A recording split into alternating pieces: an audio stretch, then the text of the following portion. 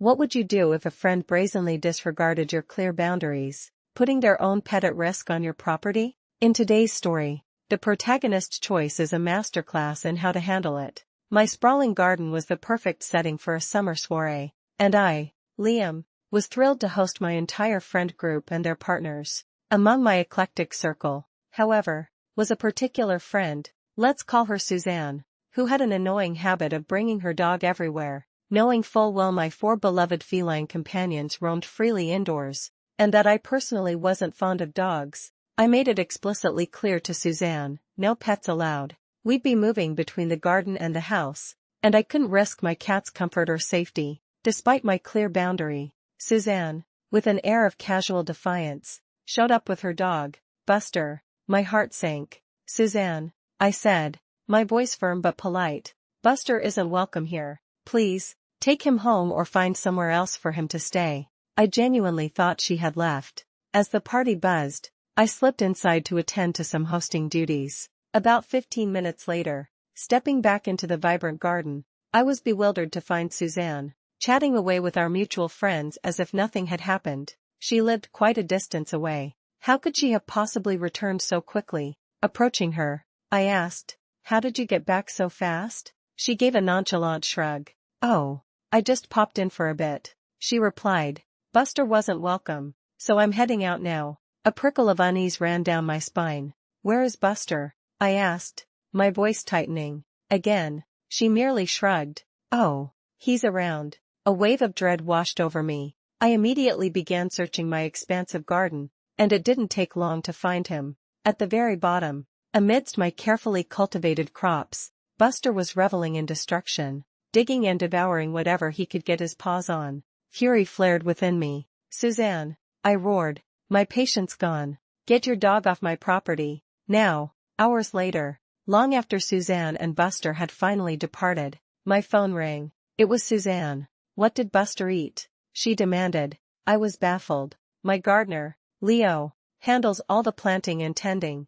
I rarely keep track. I have no clue. Suzanne, I told her, but he made a huge mess, dug everything up, and clearly ate quite a bit. Her voice escalated into a furious shout. My dog is sick. You need to find out what he ate. Suzanne, I told you. I have no idea, I reiterated, trying to remain calm. I'll text Leo and ask. But honestly, this is your problem. I did send the text, but Leo didn't reply. The calls kept coming. Suzanne, desperate for answers, called again.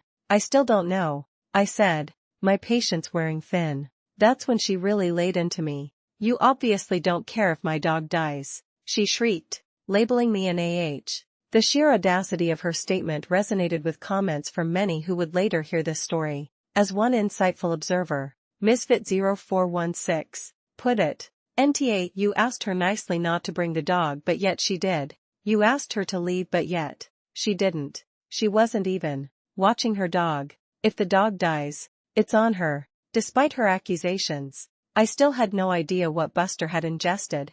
The word was he was very sick and might not make it. I did feel a pang of guilt, but my overriding feeling was that I had explicitly forbidden her from bringing Buster onto my property. This wasn't my responsibility. When Leo remained unreachable, I took matters into my own hands. I photographed all the destruction Buster had wrought, and it was extensive. I sent the pictures to Suzanne, but I had to admit, I have no idea what he actually ate. Suzanne, it's a complete mess, and what he consumed might not even be in these pictures. This was not good enough for her. She demanded to know exactly what Buster had eaten, expecting me to spend hours sifting through the chaos to pinpoint a precise answer, something I wasn't even sure was possible. My garden is vast, and the plantings change frequently. I don't keep an inventory. Furthermore, my 4 house cats never venture into the garden, so they were never at risk. Suzanne made a foolish decision at that moment, completely unaware that her relentless, self-serving demands would lead to the irreversible dissolution of our friendship. The barrage of nasty calls and texts from Suzanne continued, forcing me to block her number. Then, a mutual friend, Clara, provided an update. Buster's at the dog hospital, she reported. He's pretty sick, but he's expected to make a full recovery. Finally, I managed to get hold of Leo, my gardener. It looks like Buster ate some potatoes. he mused. Though he wasn't 100% certain due to the extent of the damage. A lot was destroyed, he explained, but he thinks the pesticides might have been the problem. I immediately relayed all of Leo's information to my now ex-friend. The consensus among many, perfectly captured by usual conference snack, was that your yard wasn't dog safe. But you made it pretty clear the dog wasn't welcome. Your friend ignored that. And it is her dog who almost paid the price for it. Super sad. And you are NTA. Your friend is a super duper mega asshole though. She is saying you don't care if her dog dies, but she ought to look at herself. Poor doggo deserves better. This incident was a stark reminder that clear boundaries, when disregarded, often lead to painful consequences for all involved, especially when negligence is at play. What would you have done in this situation?